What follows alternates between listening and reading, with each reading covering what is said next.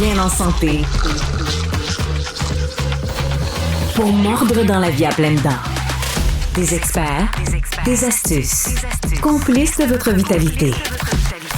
Isabelle Huot.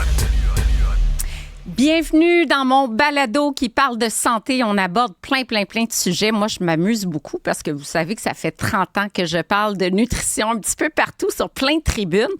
Et là, j'ai l'occasion de parler de plein de sujets avec des experts. J'apprends beaucoup. Donc, je passe une magnifique saison à l'antenne de Cube. Et j'aime beaucoup commencer toujours avec une question du public. Puis ce que j'aime, c'est qu'il y a de plus en plus de jeunes qui écoutent l'émission Le Balado, souvent sur YouTube, et qui m'envoient des questions. C'est le cas d'aujourd'hui. On écoute Rosalie.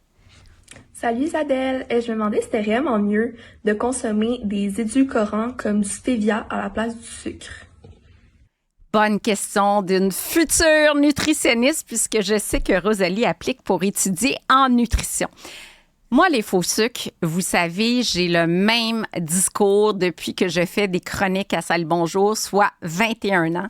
Donc, je suis un peu contre les faux sucres. Pourquoi? C'est sûr qu'il faut faire des distinctions. Hein? À l'époque, j'en ai plusieurs sur la table. Donc, s'il y a des gens qui nous écoutent en vidéo sur YouTube, notamment, ou encore à la télévision, vous voyez ma table bien garnie. Le fameux Sugar Twin hein, qu'on met dans les cafés, cyclamate, ça, c'est pas très intéressant pour la santé. Là, on le trouve de moins en moins dans les produits. C'est vraiment, un édulcorant sans calories, bien sûr. Hein? Tous les produits que j'ai sur la table, il n'y a pas de calories. C'est pour ça que c'est populaire. Les gens disent, « Hey, mais c'est le fun, il n'y a pas de calories, il n'y a pas de sucre, donc ça va me permettre de perdre du poids, ça ne favorise pas la carie dentaire. » Tout ça, c'est vrai. Mais est-ce qu'on est vraiment gagnant avec ça? En tout cas, cyclamate, ce ne serait pas un édulcorant que je recommande. Ensuite, l'aspartame. L'année passée, en 2023, l'Organisation mondiale de la santé a émis un avis, écoutez ça, avec le Centre international de recherche sur le cancer à l'effet que l'aspartame serait peut-être cancérigène. Donc, depuis un an, on dit, l'aspartame est peut-être cancérigène. Donc, on devrait peut-être diminuer notre consommation d'aspartame. Et on a établi le groupe 2B. Parce que quand on regarde si un produit est cancérigène ou pas, il y a différents niveaux. Hein. Il y a le niveau 1 qui est un cancérogène bien établi. Par exemple, l'alcool. On a souvent parlé de l'éthanol en lien avec ce type de cancer. Ensuite, on a le groupe 2A. Probablement cancérogène pour l'homme. Genre la viande rouge, qui est probablement cancérogène, surtout quand elle est cuite sur le barbecue, puis quand elle est trop cuite, justement. Là, ça peut être plus dangereux, notamment en lien avec le cancer du côlon. Ensuite, on a le groupe 2B. Peut-être cancérogène, c'est le cas de l'aspartame, mais moi, je me dis, c'est peut-être cancérogène puis qu'il y a des alternatives, ne prenons pas l'aspartame comme succédané. Il y a des doses journalières qui sont admissibles. Donc ça veut dire que Santé Canada va dire qu'il ne faut pas dépasser une telle dose par jour parce que sinon, au-delà de ça, il pourrait avoir une certaine toxicité ou des effets secondaires apportés. Dans le cas de l'aspartame, c'est 40 mg par kilogramme de poids. Moi, je trouve ça trop, personnellement, et je réduirais à la baisse parce que je vais vous donner un exemple concret. Pour quelqu'un qui pèse genre 60 kilos, 132 livres, cette personne-là aurait droit chaque jour à 2400 mg d'aspartame, ce qui fait l'équivalent de 11 bouteilles de Pepsi Diet. Moi, je pense que considérant que l'OMS a émis un avis sur un potentiel cancérogène, notamment en lien avec le cancer du foie, on devrait réviser à la baisse cette dose journalière admissible et peut-être passer de 40 mg par kilogramme de poids à 4-5 mg par kilogramme de poids. Donc, voilà pour les recommandations sur l'aspartame. Ensuite, on a du Splenda que j'ai ici, qui est en fait du sucralose. Dans la plupart des produits, on va trouver un mix de sucralose, acésulfame, potassium. Donc, ils ont également un pouvoir sucrant élevé. Donc, on en met très peu, puis ça donne vraiment un goût sucré. Et les Québécois, les Canadiens, les Américains, on aime ça, le goût sucré. Puis on se dit, c'est mieux parce que je n'ai pas les calories associées.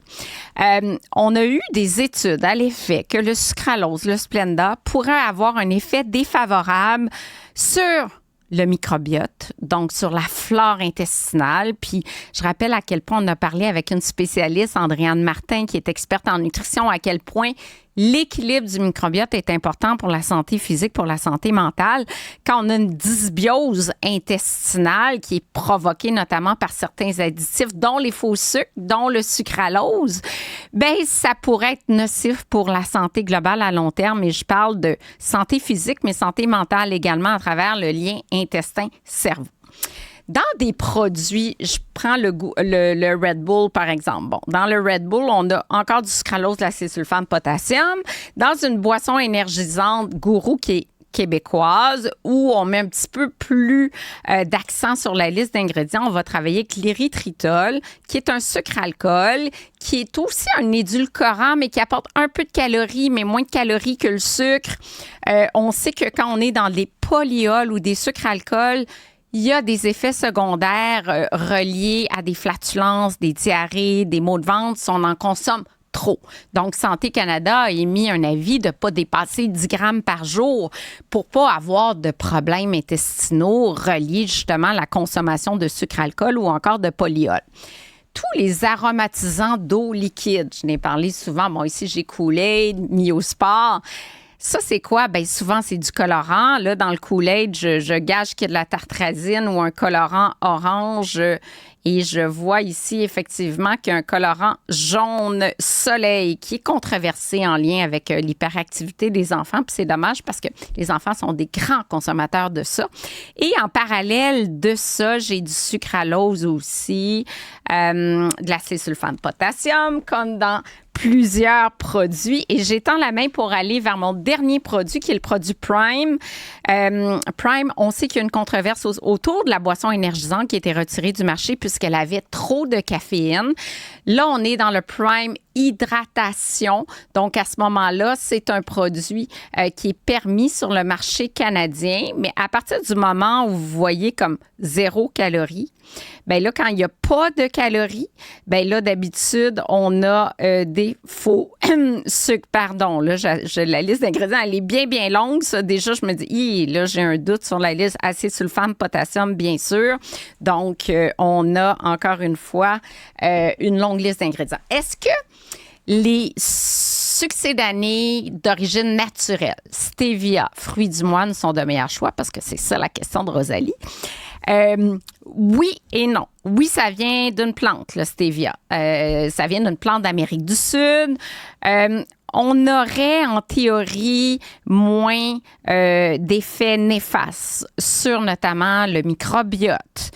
J'ai vu quelques études animales où ça pouvait peut-être affecter le système reproducteur. Bon, la littérature n'est pas claire là-dessus. Peut-être qu'il y aura un lien avec d'autres effets secondaires rapportés. C'est pas très clair. Un peu moins étudié que l'aspartame, le sucralose.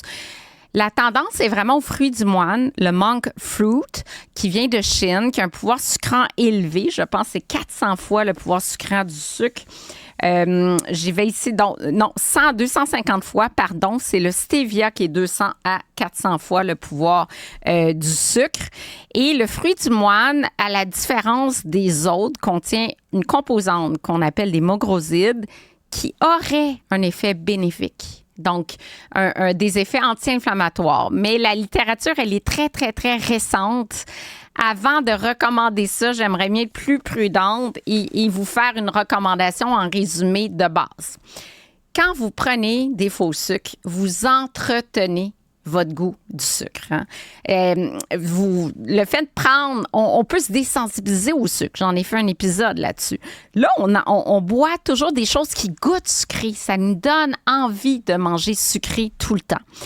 Deuxièmement, là, vous prenez votre cerveau, dit « Oh, mes papilles gustatives, on goûte le sucre. » Ça tend une livraison de sucre.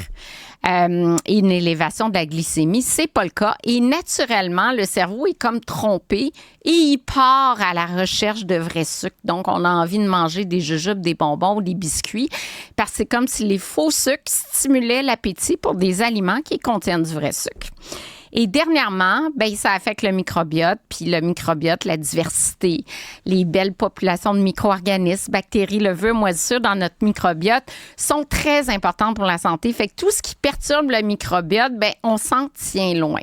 Voici donc les raisons pour lesquelles je recommande aucunement la consommation de faux sucres. Même l'OMS, l'année passée, a dit les faux sucres, là, on a eu tort en les recommandant parce que, au contraire, ça pourrait favoriser le diabète et favoriser le gain de poids, tant chez l'adulte que chez l'enfant. Alors, je pense que le message est assez clair.